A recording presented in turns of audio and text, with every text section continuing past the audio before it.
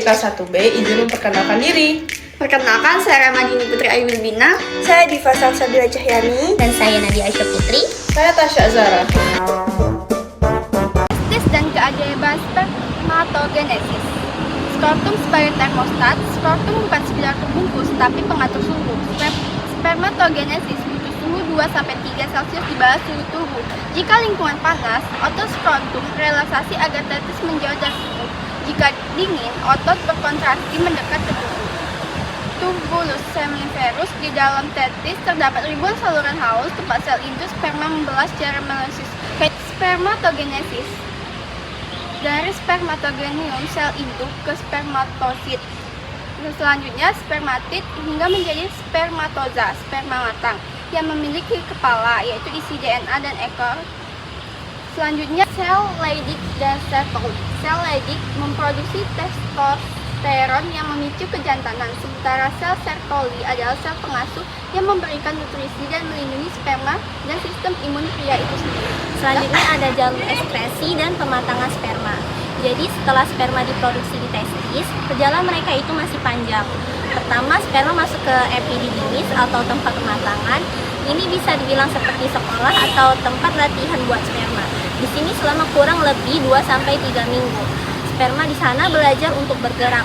Awalnya mereka belum bisa berenang, tapi setelah matang di epididymis, mereka jadi punya kemampuan motilitas atau bisa bergerak maju dengan baik.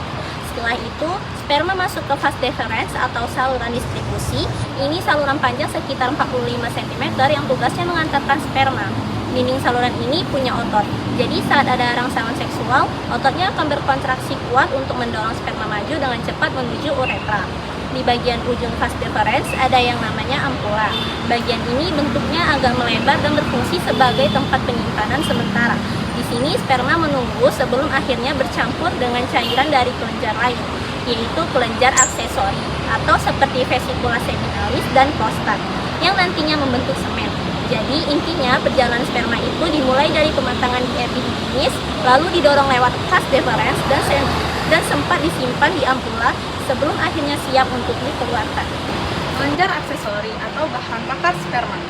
Di sini saya akan menjelaskan komposisi kimia yang membuat sperma bisa bertahan hidup di luar tubuh.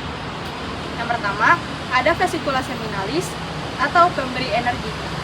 Menyumbang 60% volume semen, cairannya mengandung fruktosa sebagai bensin bagi sperma dan prostaglandin yang membantu pergerakan otot di saluran reproduksi wanita agar sperma lebih cepat sampai ke sel telur.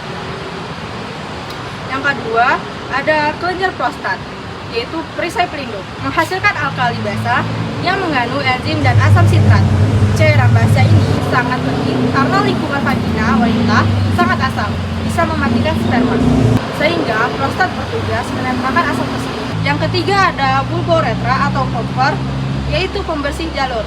Sebelum sperma lewat kelenjar ini mengeluarkan cairan jernih atau flekam yang berfungsi melumasi uretra dan menempelkan sisa-sisa urin yang bersifat asam agar jalur aman bagi Selanjutnya ada ejakulasi dan emisi. Di sini proses refleks saraf yang mengeluarkan semen. Saat ini terjadi otot sphincter di kandung kemih menutup rapat sehingga urin tidak akan bisa keluar bersamaan dengan sperma atau mencegah kontaminasi. Lalu ada aksis hormonal.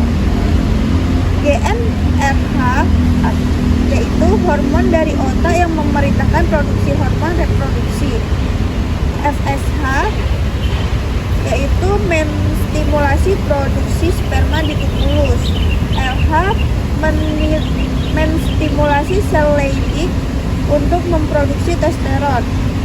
Selanjutnya ada testosteron. Ini mengatur gairah seksual atau libido dan semua ciri fisik pria seperti massa otot dan rambut di tubuh. Kesimpulannya, sistem reproduksi pria adalah mesin biologis yang sangat efisien, dimulai dari produksi sperma yang sensitif terhadap suhu di testis, pematangan di epididymis, pemberian nutrisi dan perlindungan oleh kelenjar aksesori, hingga mekanisme pengiriman yang dikontrol oleh saraf dan hormon. Tanpa kerjasama dari keempat bagian ini, proses reproduksi manusia tidak akan mungkin terjadi. Terima kasih.